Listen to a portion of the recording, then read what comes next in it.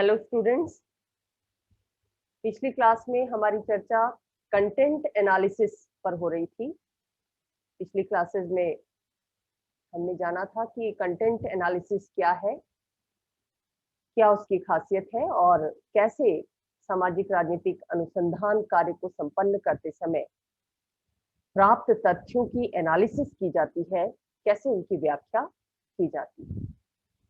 आज हम ये देखेंगे कि इस टेक्निक के क्या लाभ हैं और क्या दोष इसमें पाए जाते हैं।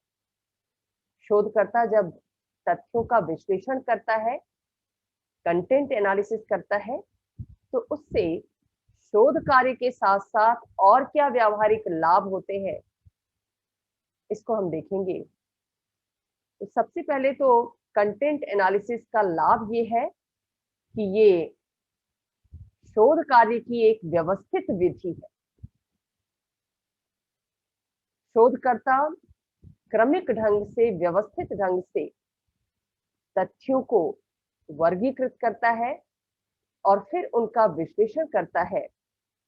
ऐसा करने से जो तथ्य होते हैं वो सार्थक बन जाते हैं, उपयोगी बन जाते हैं और किसी निश्चित निष्कर्ष तक पहुंचाने में शोधकर्ता के लिए सहायक सिद्ध होते।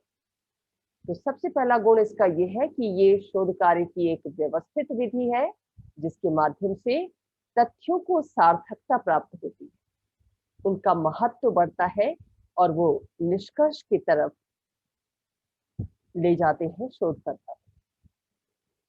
दूसरा लाभ ये है कि इस विधि से जो गुणात्मक तथ्य हैं और मात्रात्मक तथ्य दोनों का विश्लेषण संभव हो पाता है।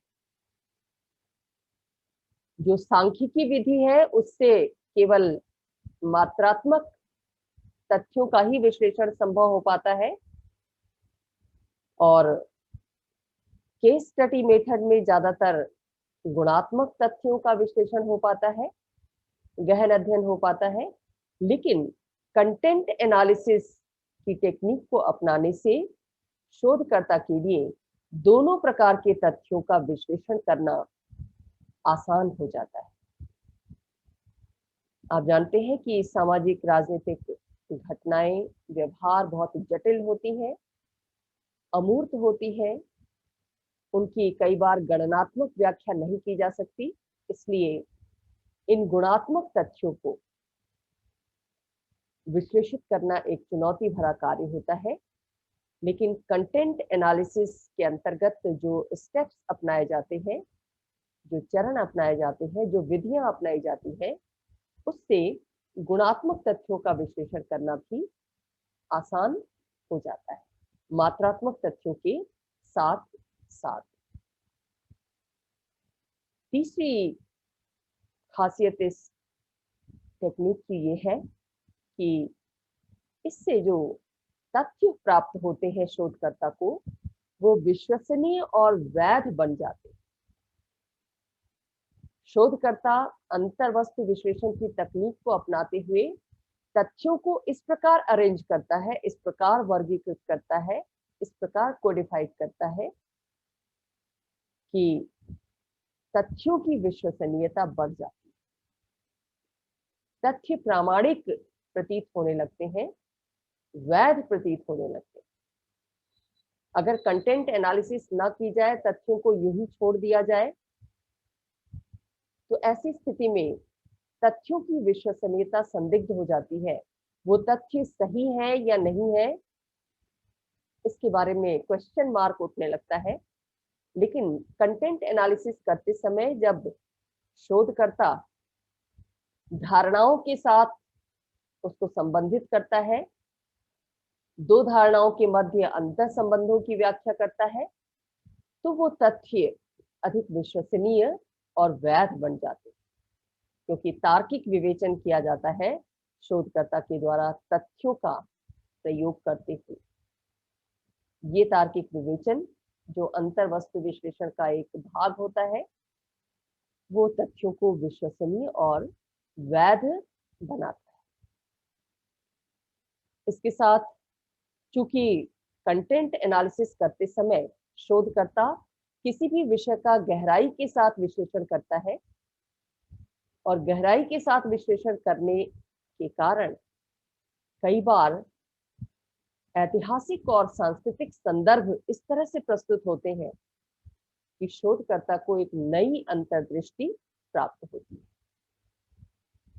ऐतिहासिक तथ्यों का जब वो अध्ययन कर रहा होता है, उनकी व्याख्या कर रहा होता है, या कुछ सांस्कृतिक तथ्य होते हैं जब उनकी व्याख्या कर रहा होता है, तो शोधकर्ता को अनायास ही इतिहास के बारे में, संस्कृति के बारे में और समसामयिक सामाजिक सांस्कृतिक जीवन के बारे में सोच का एक नया तरीका मिल जाता है, जिसको अंतर्दृष्टि कहते हैं। और इस अंतर्दृष्टि के आधार पर वो शोध के नए पहलुओं को ढूंढ सकता है, नए पहलुओं को अपने शोध कार्य का विषय बना सकता है। उसकी एनालिसिस और व्यापक हो जाती है कंटेंट एनालिसिस मेथड को अपनाने के कारण। जैसे मान लीजिए कोई शोधकर्ता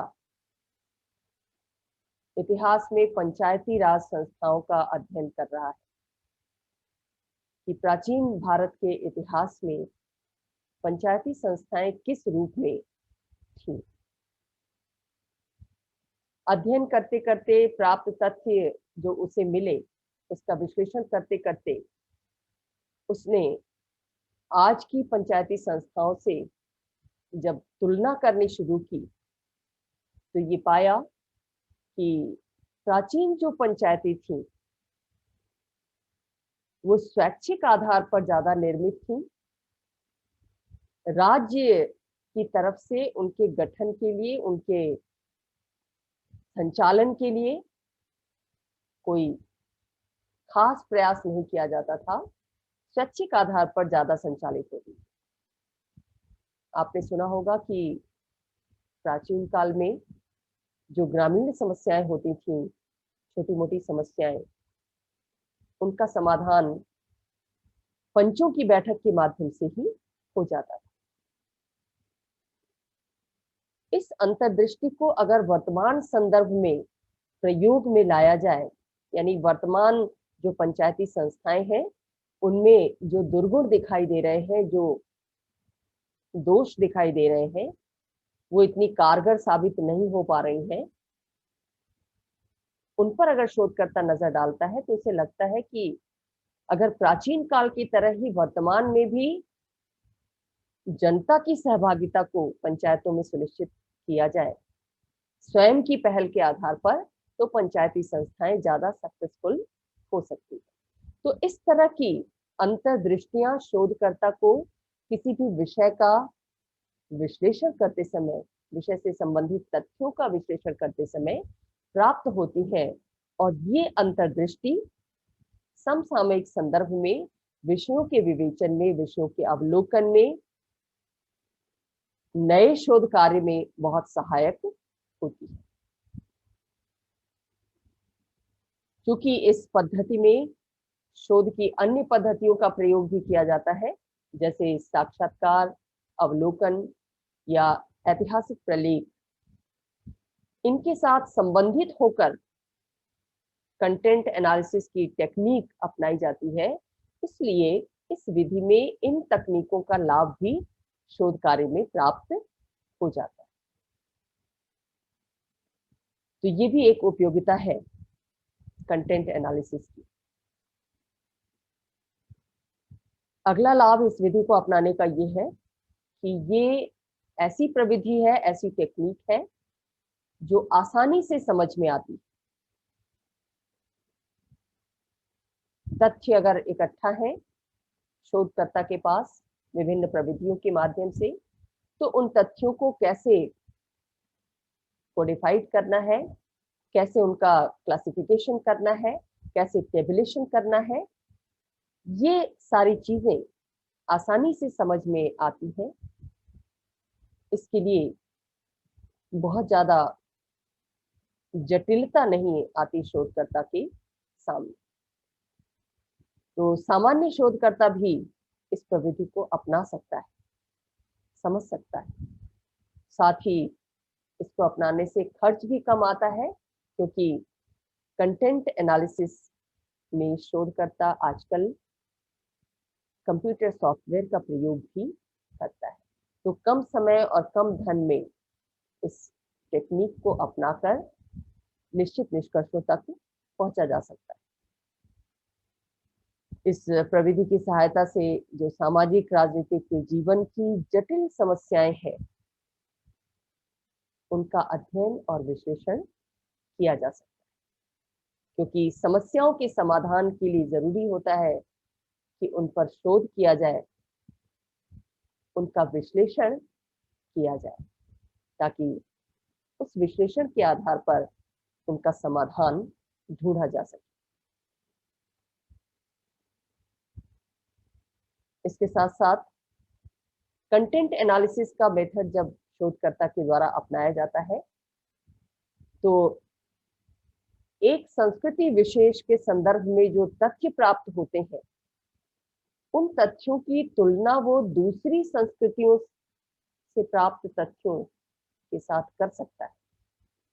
यानी ये प्रविधि तुलनात्मक अध्ययन और विश्लेषण को प्रोत्साहित करने वाली मानी जाती है, और आधुनिक राजनीति विज्ञान में इस तुलनात्मक प्रविधि को बहुत ज्यादा महत्व दिया जा रहा है।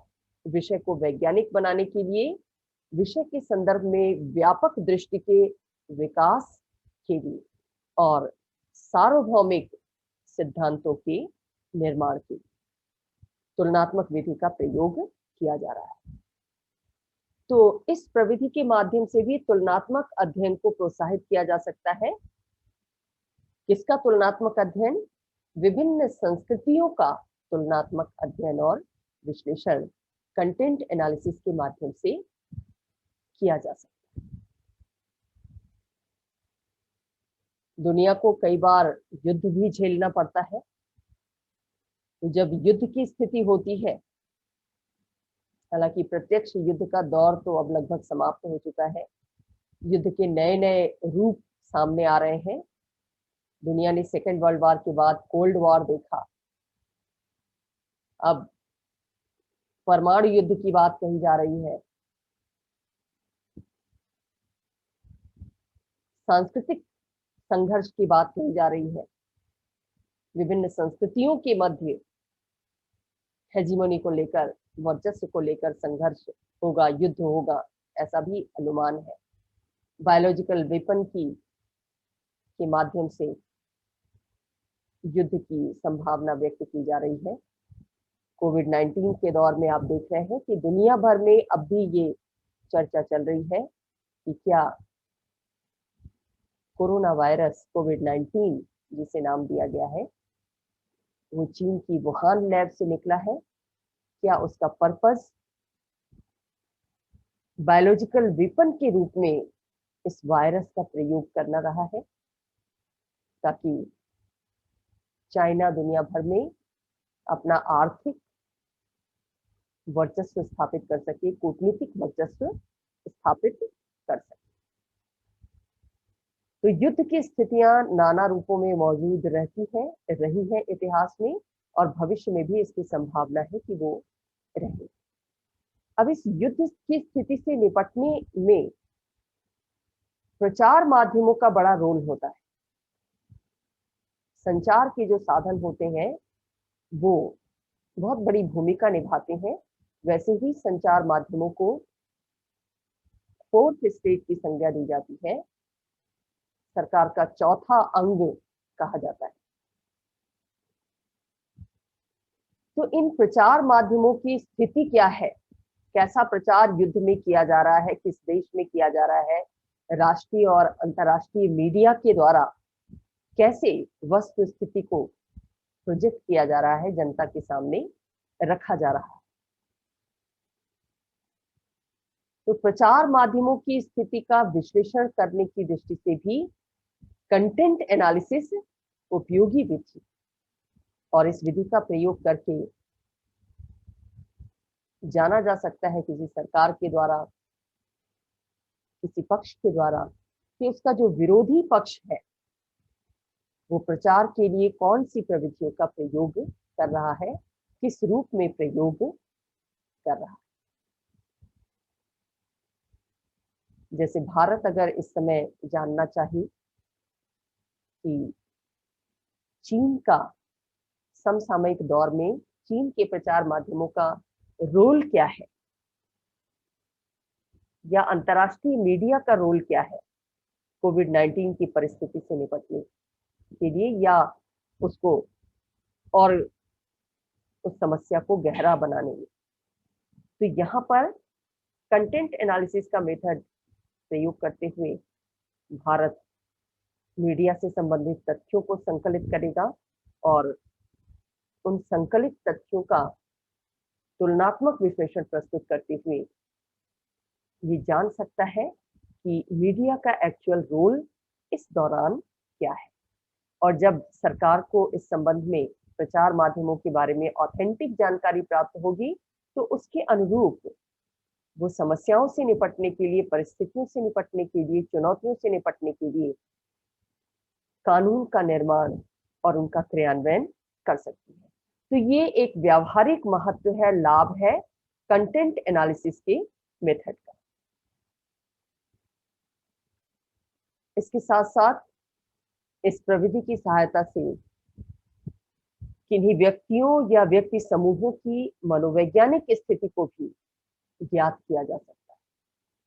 तुलनात्मक अध्ययन और विश्लेषण के माध्यम से तथ्यों को टेबल में अरेंज करके क्लासिफिकेशन करके, तो मैंने मनोवैज्ञानिक स्थितियों को जानने की दृष्टि से भी कंटेंट एनालिसिस उपयोगी साबित होती है। तो इस प्रविधि की शोध कार्य के साथ साथ अन्य व्यावहारिक क्षेत्रों में भी बहुत उपयोगिता है। शोध कार्य में तो है ही, लेकिन अन्य पद्धतियों के समान इस पद्धति की भी कुछ सीमाएं हैं, कुछ दोष हैं। दोष क्या है? जैसे शोध की अन्य प्रविधियों में ये दोष देखने को मिलता है कि उसमें शोधकर्ता के व्यक्तिगत विचारों, भावनाओं, पक्षपात आदि का प्रभाव पड़ता है, पूर्वाग्रह का प्रभाव पड़ता है।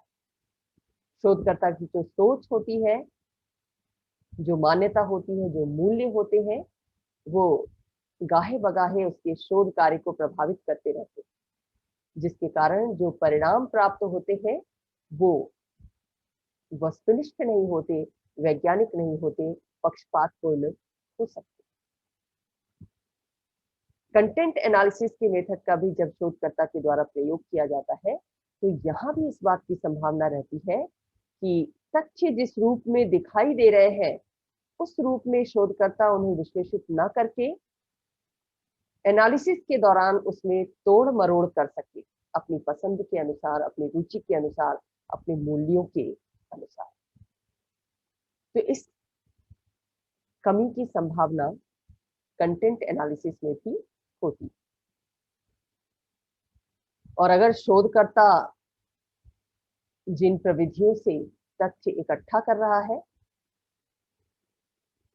या निदर्शन का चयन उसने गलत ढंग से किया है, तथ्यों को सुविधाजनक ढंग से एकत्रित कर लिया है, जिस किसी से भी चाहा सूचनाएं एकत्रित कर लिया, और उन सूचनाओं का विश्लेषण करके जब वो निष्कर्षों तक पहुंचता है तो वो निष्कर्ष दोषपूर्ण होते हैं।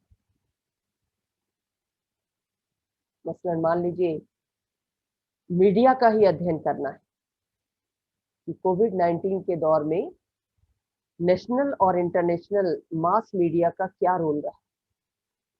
अब शोधकर्ता ने क्या किया, अपनी सुविधा के अनुसार कुछ लोकल मीडिया के एजेंसियों से, मीडिया पर्सन से सूचनाएं इकट्ठा कर ली, या क्या समाचार प्रसारित हुआ इनको कलेक्ट कर लिया।